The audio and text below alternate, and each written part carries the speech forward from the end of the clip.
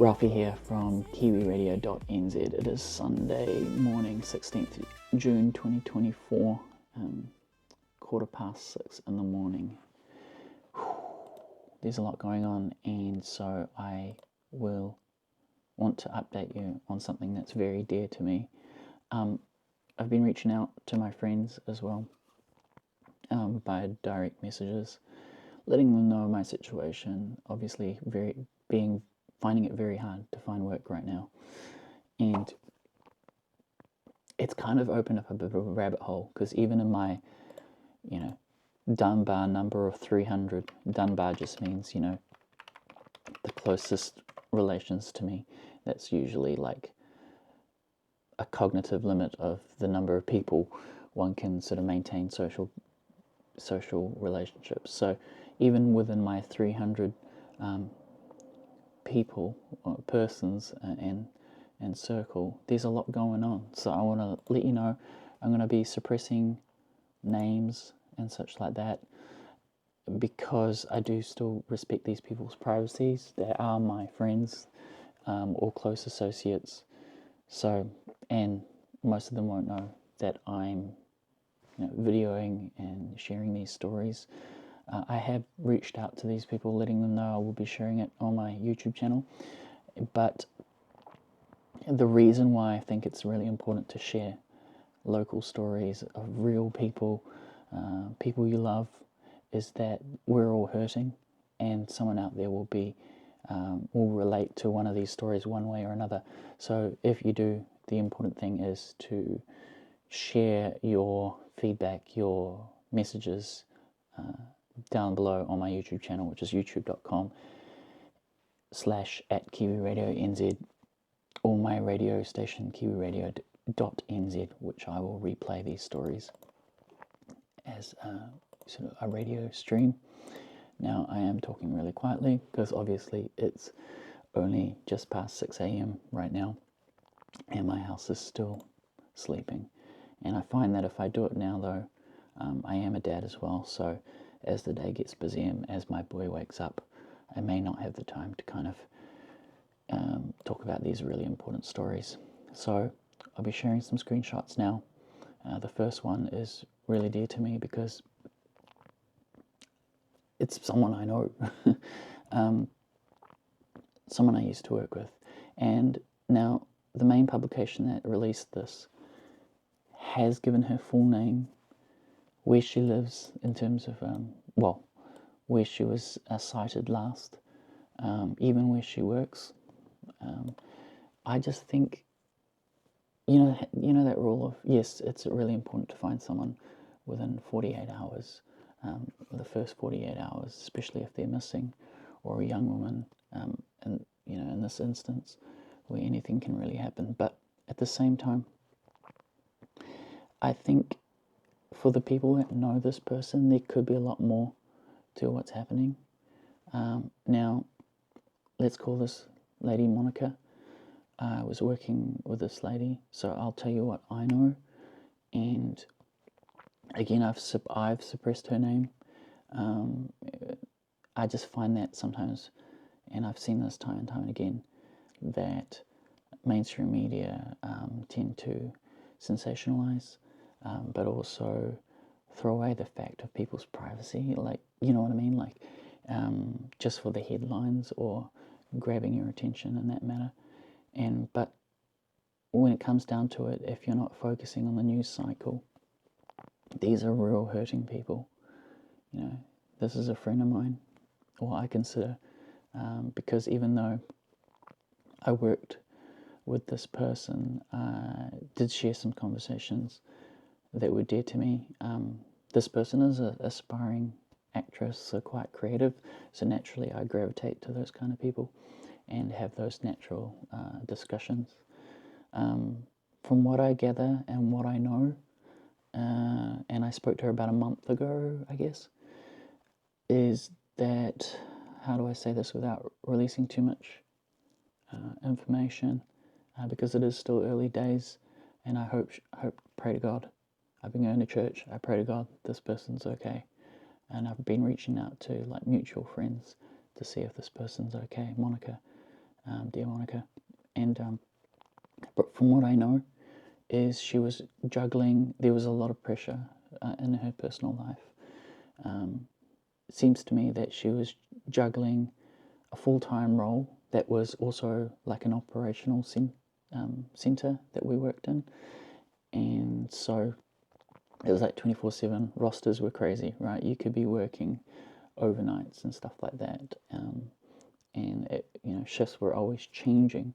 So there's the pressures of that, high pressure of that kind of role, and also at the same time she's already well studied, like she's already very educated, but she was cross-training herself into other matters and taking on what full-time study as well to get herself ahead. And at the same time, I believe she was in the middle of a move with her partner, so there seems to be a lot going on. And if you've got so many spinning wheels, spinning plates, shall I say, something's bound to fall off there's no work-life balance. And I want to address work-life balance with employee expectations at some point in this channel. But so there's a lot going on for this lady, and I pray to God she's okay. So, Monica, if you are okay and you're hiding or something, or just kind of want to get away from the world for a bit, and I've been in those situations myself where I just want to turn off my phone and reconnect with nature or something like that, and forget about what everyone else thinks, like the pressures of society, even friends or close family, and you just kind of want some space to think. I hope that's what's happening right now. My hope in this is solidified because I've checked out her social media, and she has actually said that she'll be spending time away till July, and it's mid-June now, so maybe she's just kind of having a digital detox or something. I pray to God that's the only reason. And yeah, even if it's, her family has reported that she hasn't contacted them, and family. It says here on the article, family, friends, and close family members and close friends have shared their concerns on social media in hopes of locating the woman. Her family writes, "This is so frighteningly stressful for us all. Maybe she can check back that she's safe as soon as possible. Much love to you all." Even the grammar, I've had to kind of ad hoc what it said because the grammar's not 100%. Maybe it's AI written.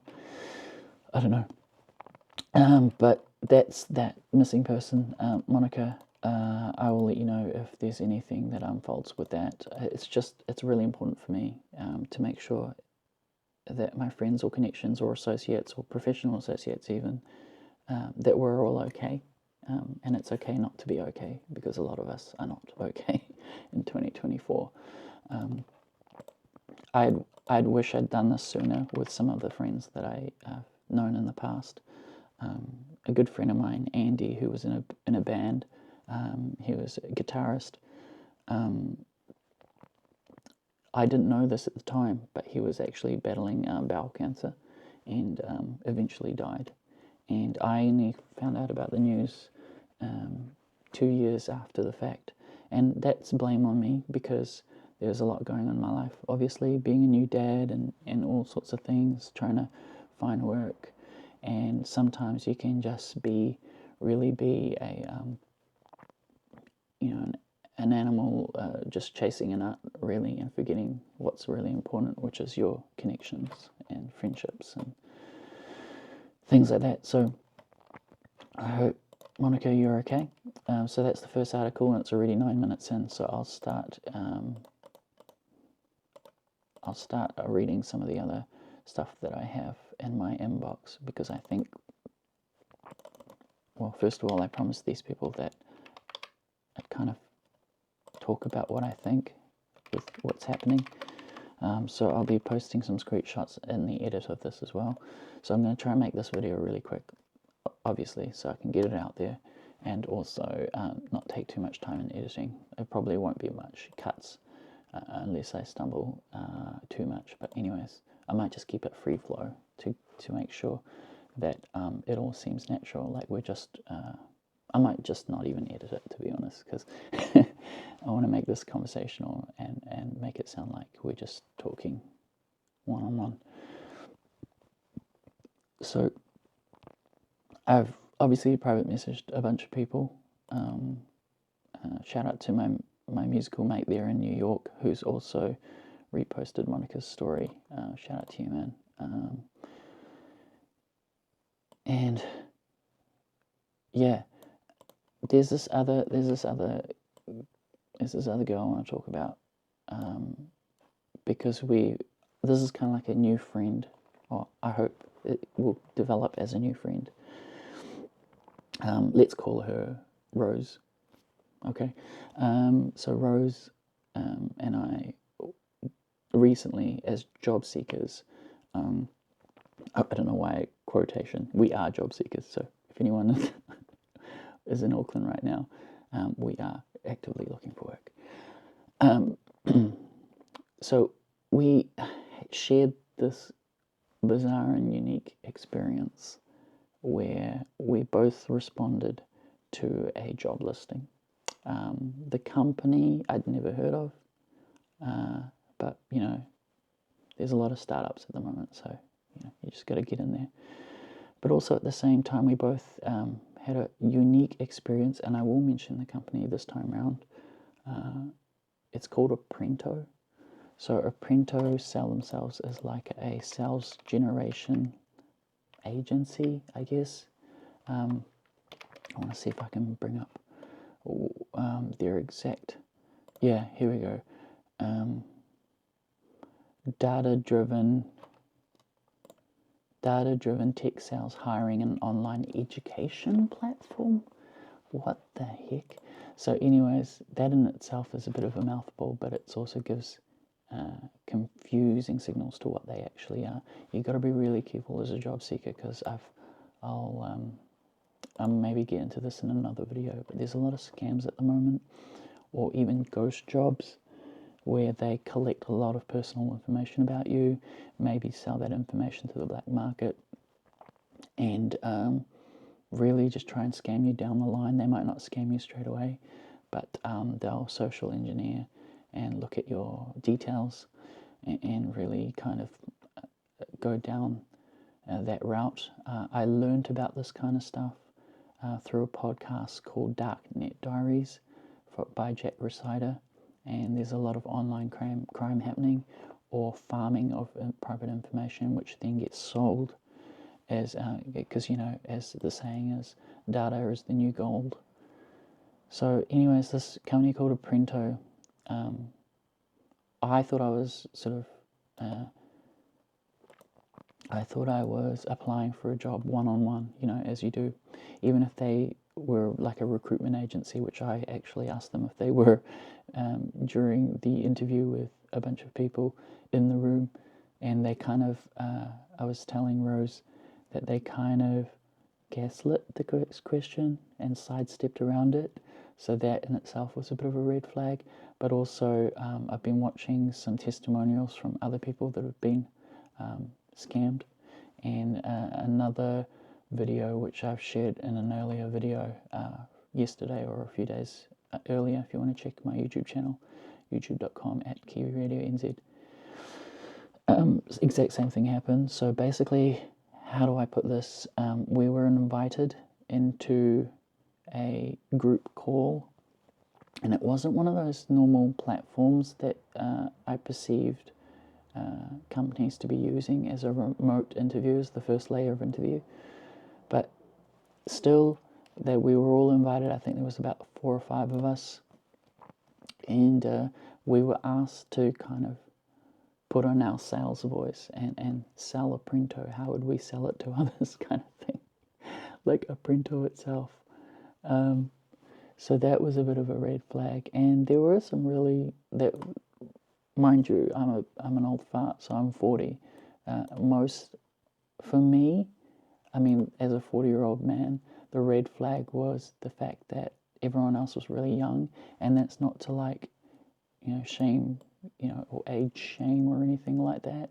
But usually, even if you're in a pool, like a traditional pool of people, say you're in an in-person sort of hiring round or something, you really get quite a diverse range of ages, nationalities, and things like that. And I found that it wasn't a fact here.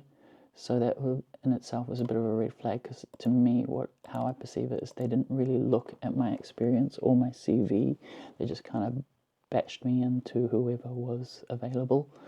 And really, normally I wouldn't really apply for these type of roles, but at the same time, the job economy is really tough in New Zealand, and a lot of people can't find work. So I was trying to like lower cast my net a bit lower, and you hear of some professionals even dumbing down their CV. So I guess I was doing a bit of that. But again, this is not to shame or experience shame, or I've been 20 myself, so I know what it's like. And but yeah, it just felt really odd. So there was some natural red flags of what was happening with this experience. So that's how Rose and I know each other, okay? And we haven't known each other for very long, but the reason why I want to mention her is I had this sort of private one-on-one conversation with her, and saying, hey, touching base, look, I'm still looking for work. I was wondering if you had any luck with this apprendo. And she was like, well, actually, no, because they asked me after that, they asked me some really private questions and asked me to do a quiz. And look, it's normal for employers to ask people quizzes and things like that, but it's usually done in person, and it's usually done in a way that says, that confirm that you've been shortlisted, essentially. And they've also, the main thing is they've also described what the actual job is, what the job is, who the company is. That's if they're a recruitment agency, okay? And yeah, none of that was happening. It was, they actually ended up ringing me, because I'm really good at follow-ups, because I used to be a telephone account manager with a portfolio of 500 corporate clients, SMBs, and so I'm really good at knowing when to follow up, when I last had a conversation, what was discussed, and sort of document that journey. And so I know about that, and so I was naturally very resilient, I guess, and kind of always on top of trying to call them back, message them back. I eventually called him back, this person that was recruiting, and he had this wishy-washy explanation of, look, and the funny thing is I got an email saying, we want to work with you, we'll be in touch with you in a couple of days. What happens next? They never did, so I had to follow them up. It's like, okay, we want to work with you, what the heck? What's the actual role, dude? What am I actually doing? Because that, to me, they felt like a recruitment agency. Anyways, long story short, and so I contacted them and asked what was going on. They were like wishy-washy about it and saying, look, we found you a really capable candidate. We could definitely see you going through a sales journey role or whatever. And I've been in sales before, man, like whatever. And, and here's the other scam alert, by the way, is they were promising us like within a year we'll get promoted, within this we'll get promoted. There's no guarantee of you getting promoted, okay? I've been in roles where I'm doing the same goddamn thing 4 years in a row, okay? So that's, again, another scam alert. And so anyways, what happened here is, and I don't want to edit this, by the way, I want it to be natural, like, that's just how I roll, right? I've decided, give me a break, it's half an hour, 6:30 in the morning. But what I want to say is, yeah, so I call this guy, and he's like wishy-washy, saying, there's no actual roles for us to place. There's hiring freezes in companies at the moment, so there's no actual opportunities, long-term or short-term or long-term, but we'll hear from you. We'll get back to you. They obviously never did. And here's another kind of thing that's happening at the moment, and I've heard the term ghost hiring, where even if they are legitimate, what a lot of companies are doing is they are sort of building a database of potential candidates, so that if there is actually a role down the line, they might cold call them. Sure, they might have to fish them from existing roles or whatever, but at least they've got qualified candidates that they can fish from, and they've always got that big pool. So that's another warning for job seekers at the moment, is that unless they say there's, and I think to me a good question to ask them is, when is your intended start date, right? Like, it's got to be within 30 days to make it actually legitimate. So that's that. And the reason why here's the why I want to speak to Rose, is so I had sort of like an after conversation, asked her, did anything happen? And so that's my story. But what happened with her is they asked her really private questions. She kind of, jumped out of it herself because she thought it was too private, and good on her, actually. Trust your instinct there, Rose. And so she kind of dropped herself out of the race, shall we say, and I find that, and I said, what, and she actually disclosed, like, her mental health has plummeted, she still can't find work. I think she might be doing some work experience at a real estate agency, doing promotions for them. I don't know if it's paid, unpaid, underpaid, whatever. I didn't go into that, and that's kind of her thing. She doesn't have to disclose it really. But at the same time, if you are, by the way, Rose, doing it unpaid or for not very much or for 0-hour contracts, it's still good to kind of do these things. Think of it as sort of like experience, and I hate that word because experience can't pay the bills. But think of it as like an internship. You can still place your experience in your CV for the next paid role that is going to be paying you. So you don't have to tell them that it was unpaid or if it was underpaid or whatever, but it still counts as experience, especially if this is the only thing you're doing right now. So Rose was saying, still can't find work, but I'm doing this, and good on her for being actually proactive, because there's a lot of people out there that rely on just getting the unemployment benefit. So she's actually on that right now. She's on unemployment. She still can't find work, but she's doing this. Good on you, Rose, for getting up and doing something to better your life. Because my in-law actually, used to work in courts and things like that. So she would always be, typing out. She was the typewriter person in the courtroom, and she would always be exposed to like crimes and things like that. And so like people that are in crime or poverty is like, throughout her professional journey, she's kind of been doing that kind of thing. And throughout her professional journey, she always says that these are my people, like, as in like, these are the people I care about, these are the people I want to protect. And same thing here, man. Like, I feel like even though Rose and I haven't known each other very well, I've been 20 myself, so I know how vulnerable it can be at that age, not knowing what's next or thinking, is this all to life? Rose, there's better things to life, okay? 20 is just a really tough season, but or 20 or 21, or however old you are in your early 20s, and because she was disclosing to me like her mental health has just plummeted. Obviously, confidence in everything, I can relate to that, but just grind, man, just grind, and hug the people you love, and make those, or pets or whatever it is, go out and reconnect with nature. It's really important to take care of mental health, but it's also really important to not be isolated in that process. Reach out to your community, whether it's a church, whether it's close friends, or even new friends, right? Or the creative tribe that we are building here at kiwiradio.nz, whether it's actors, dancers, musicians. I used to be a waiter in England, and it was amazing that there was so much talent behind this waitering agency, like actual people doing independent projects.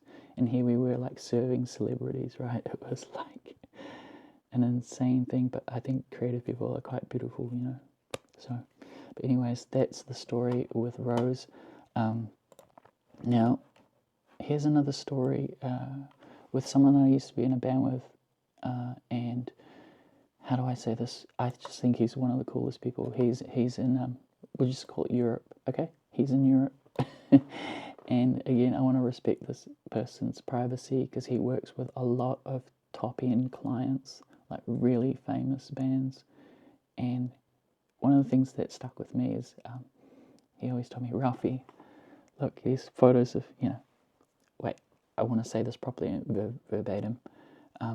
So there's always photos of him, and I think, man, your Instagram reel, looks amazing. You're always in front of these like massive concerts and massive crowds, and and he what he does as a job is he's one of the tech guys that helps tune the guitars, sets up the equipment for the rock stars. So really all they need to do is go out there and be a rock star, to a point that he was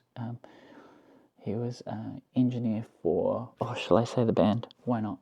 Shall I say the band, Dan? No, I've already Freudian slip, said his first name. Shall I edit that? Maybe. Okay, I won't say the band's name. But I remember, this band would, I can't believe I said his name, Freudian slip. It's happened to the best of politicians, right? And that's how you can tell if they're lying or not. I'll leave it in. It's natural. So Dan, you're my mate. There'd be times where there would be this like one keyboard on stage for one song, maybe even like for the verse or something like that, and he'd have to set it all up. That was his job.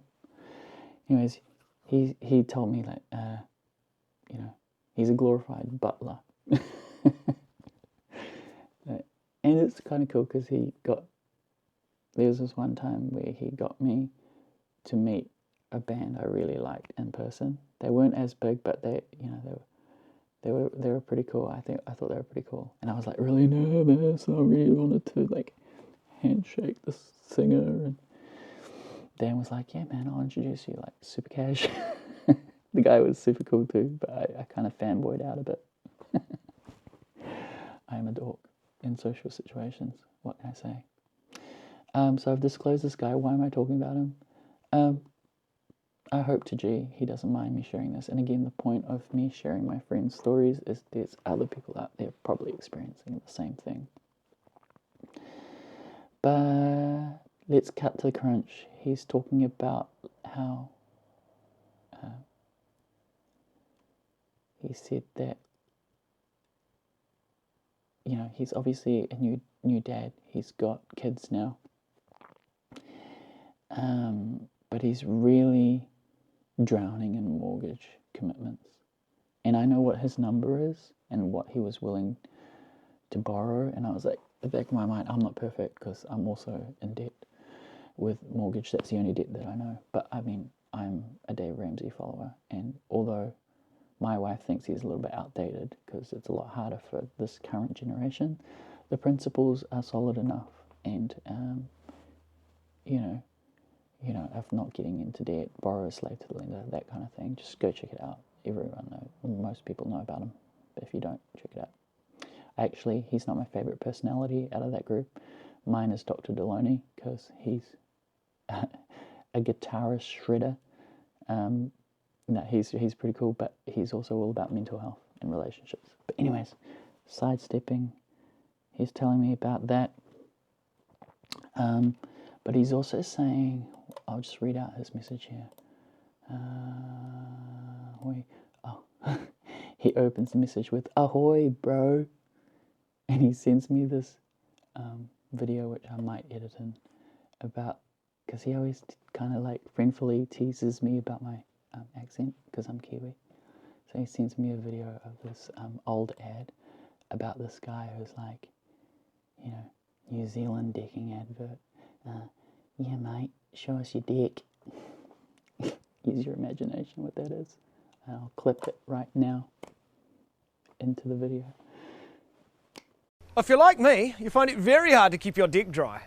I left my dick unprotected and it was warped out of shape in no time. I could barely recognise my own dick. Imagine that. Then I discovered Schaefer's New Zealand style dick sealant. The best way to take care of your dick in 3 easy steps. First, wash your dick with soap and water. Then, wait for your dick to dry. Once your dick is clean and dry, paint your dick with Schaefer's dick sealant. I used to be too embarrassed to invite people over to see my dick. But now, my dick's the talk of the town. I even have pictures of my dick. Check out that dick. I'm going to send this to my secretary. Barbara always loves to receive my dick pics. After all, summertime is all about spending time on your dick. I'll often have 20 to 30 people on my dick at once. That can really wear your dick out, causing dick splinters and discoloration. But with Schaefer's dick sealant, my dick stays a nice golden brown colour. Who wouldn't want a golden dick? I used to never let children anywhere near my dick. My dick was too dangerous for kids to play on. But it seems like every kid in the neighbourhood's been on my dick this summer, and they've all had a good time. My dick's over 70 years old, but it looks brand new. That's part of the reason all my neighbours are jealous of my dick. Isn't that right, Jim? Yes, you've got a nice dick, okay? His wife is always on my dick, begging me to know the secret of my perfect dick. If you like Schaefer's dick sealant, check out Schaefer's New Zealand style cock. I had a huge hole in my dick, but I fixed it by jamming some cock in it. You'd be surprised how many things you can fix by jamming cock into them. Have an extra large hole in your dick? Try Schaefer's African style cock. Just go to your local home improvement store and ask for the big black cock. Schaefer's New Zealand style dick sealant. Don't put it on your penis. Funny video, eh? So anyways, so he starts this message with ahoy bro, man dude. And I was just, sent him that video of me finding it hard to find jobs. He says, I hear that. And then he shares his story. He says, well, so our industry has been slowing down. But if you're in a gig, you're in a gig.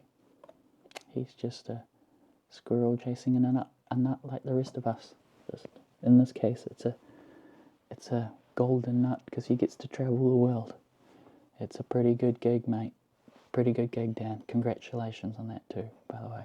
Congratulations. He's one of the most funniest, interesting people I know. He's very smart. Okay, he's got a qualification in film. He's really good at film as well as music.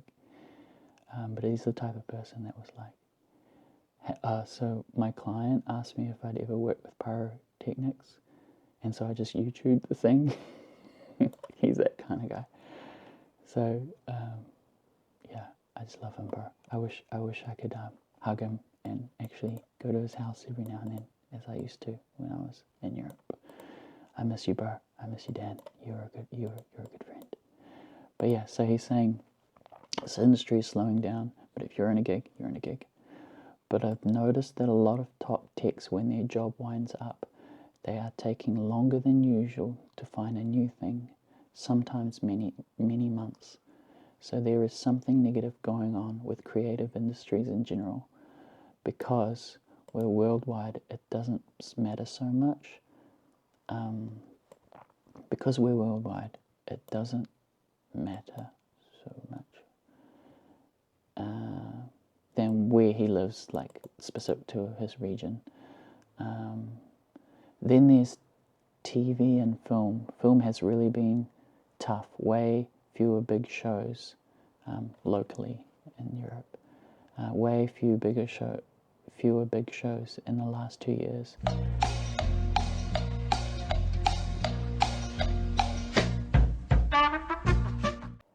Hey guys, Eek ran out of SD card there, and so I'll continue on. I did try and have a little 1 minute extra ramble on another camera, but that camera got corrupted and the file is gone. Anyway, back to Dan's thing, how he was saying that things have slowed down for him as well. Here we go. Yep. Then there's TV and film. It's really been tough. With way fewer big shows in the last 2 years, and the writers' strike is flattening things here too for some time. However, Europe is still Europe. There's so much going on that if you're willing to diversify and work, there is work. Also, there are more high-level jobs here in most industries, including corporate and startup businesses. Then he goes on of who he's working with for the rest of the year, and it's pretty cool. Congrats, Dan, on that. But yeah, he's got kids. He's got obligations like the rest of us with mortgage, and yeah, man, it's a lot to take in. Interest rates, I tell you. He goes on to say that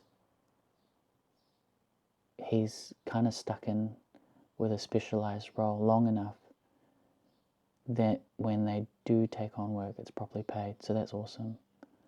Congrats, Dan. Someone's winning. Minimum wage entry jobs are a nightmare. It's good to specialize, even if it means training. That's exactly what I'm doing, Dan. I've got some downtime, but I've been doing some training with a foundation. Not that much. It's just certificates. It's to do with working in disabilities. And I'm hoping to pick up another client. I've got two clients right now. And I've just had an interview with a parent who's approved me apparently, but because her son is autistic, he's got to also, as part of the process, give the heads up, and that was only like 2 days ago, so I'm kind of in limbo. It's not full-time hours either. I'm really piecemealing 2024 in terms of income. Speaking of piecemealing income, if you've got whatever, kiwiradio.nz, non-profit, really at this stage it's a loss leader, but there's a subscription there for $2 a month where I'll be uploading behind-the-scenes content. Plug! Hate being a salesperson. You got to do what you got to do though, right? Hey, you love my content, don't you? That's why you're still here. Half an hour in, you're still watching me. What's up? Cuter than those Twitch girls. Yeah, so anyways, Dan goes on to say his brother has been stuck in kitchen work and has put a few rough years into retraining as a technical draftsman. He's now an engineer. Took a good decade, but that's worked out. If not retrain, take jobs at opening level. Yeah, that's the path I'm going with. My brother as well, he works in logistics. Used to work with one of the biggest logistics company in Asia. He's actually gone and done a fork, and he's doing independent consultations now. But he's saying that there's a lot of boats just kind of idle, doing nothing, and even his sector's taken a downturn. So what he's doing is actually upskilling himself in Python, which is a coding language. So yeah, I think that's the only route I can do, because unfortunately the Reddit rabbit hole has told me that a lot of people have been struggling to find work in 2024 in the last 7 months, applying for 100 jobs each time, which is kind of what I'm doing right now, and being ghosted a lot, ghost jobs, jobs that don't exist. So companies are just building up databases of when they will be hiring, or maybe just, I don't know, farming ideas. I don't know. It's not a cool situation we're in right now. That's my story. I'm not going to invest too much time. The return on time on these videos are terrible, as you know. So, but hey, I do it for you guys, for my friends who end up watching this. I have one really good friend who sent me a voice memo a few days before. If you want to check that out, check out the videos a day or two before this one. Just little things like that, you know, connecting with, not connecting with lots of people, but connecting with fewer people, but more deeply. And because we are all geographically in different areas, rather than me messaging you like this and replying by text, this is my way of giving you love, friends, hugging you like that, and just being real. Not an Instagram reel, but the real. Yeah, I actually wrote a song, if you want to check it out, ralphie.bandcamp.com, RALPHE.bandcamp.com, and one of my lyrics was along those lines. real to be real, something along those lines. I can't remember my own lyrics. I'm just going to get AI to make my music from now on. By the way, I make my own music, but the intro song was with the help of AI. Notice how there was a female singer, and I'm not them. Key radio, dancing free. Thanks, AI. Wrote that song in like under a minute. Yeah. But I do write songs organically as well, so you can check that out on that Bandcamp link I mentioned, which I'll pop on the screen right now too if you want. And but that's it, guys. Love you, and signing out. Kiwi Radio.